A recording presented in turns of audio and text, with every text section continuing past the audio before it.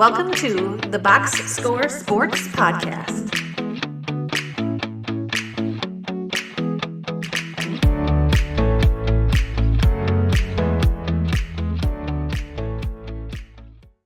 Welcome back, everybody, to the Box Score Sports Podcast. I'm your host, Ryan. On today's clip, we're just going to briefly discuss the Robert Saleh firing that kind of blindsided a lot of people today, kind of out of nowhere. I'm going to talk a little bit about my thoughts on it, but before I get into it, I'm more interested in hearing your thoughts on it, and in particular, Jet fans. I'm kind of curious of their thoughts on whether they think this was a good decision or a bad decision, whether he was the right person to fire or not. Which I will get into towards the end of this video. So leave your comment down below. If you're first time here, subscribe to the channel if you'd like and like the video. I do talk about various sports topics, NBA and NFL related, and I will have a guest on later this week to talk about the great, the good, the bad, of ugly of week 5. I digress. Let's get into the Robert Saleh firing. Again, totally out of left field. The Jets are 2-3. We knew it would be, I felt like it would take some time for Aaron Rodgers and the Jets offense to get into the swing of things because Aaron Rodgers hasn't played football for a whole year and he's off a major injury. The problem, I think, is, and why Robert Saleh got fired, is because the offense has been very bad the last 4 to 5 years, under his 4 years, which is under his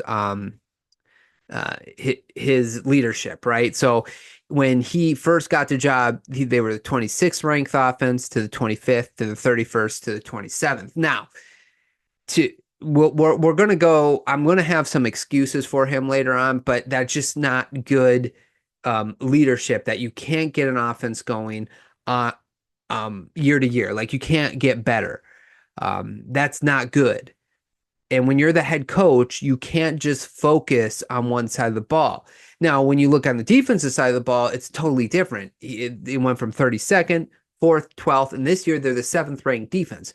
So to me, at the very least, Robert Saleh is a very, very good defensive coordinator, really good defensive coordinator.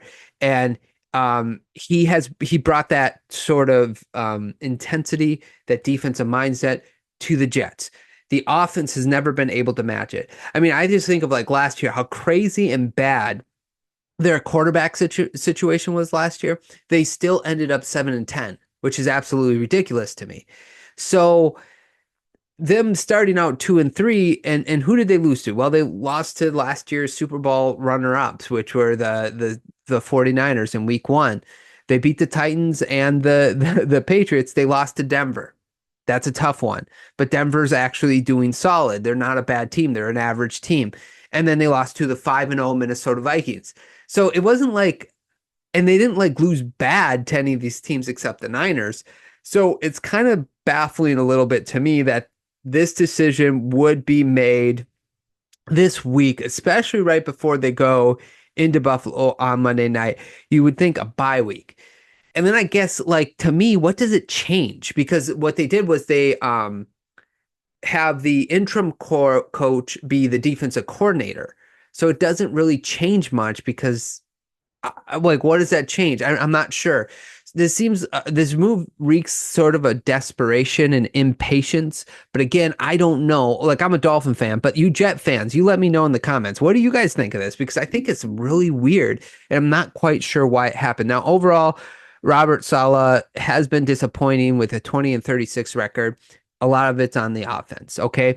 But he had gotten that defense to a place where it's one of the top 10 defenses consistently year after year. Now, let's in defense of Saleh here. I think Joe Douglas is getting off, or right now is getting off scot-free.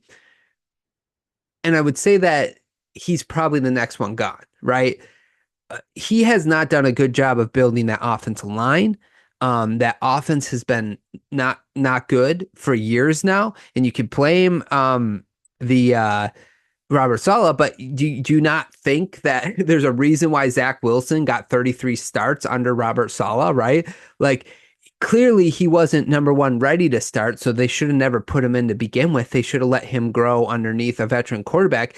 And that offensive line was not ready for him to go in there. And we can see how detrimental a bad offensive line can be to a young quarterback. I mean, just look at Bryce Young, right?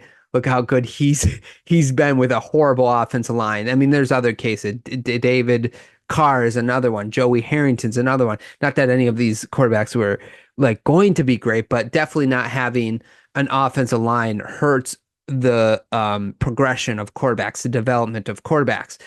And he was no doubt forced to start Zach Wilson. He should have never started. And then when he wasn't ready to be a starter, I'm sure he was forced to keep him in there versus some of these other quarterbacks that they could have played. So again, I don't know how much of the offensive woes I put on Robert Saleh and how much I put on Joe Douglas, right? I think both of them have to take a lot of the blame for it.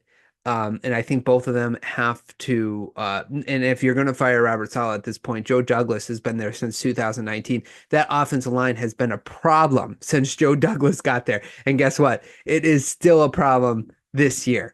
So overall, I don't know how I feel about the firing. I think I'm surprised about it. Do I think it's justified or earned? I don't think so. I would have waited till the bye week if I were the Jets and maybe looked at my record and how the team was performing at the bye week.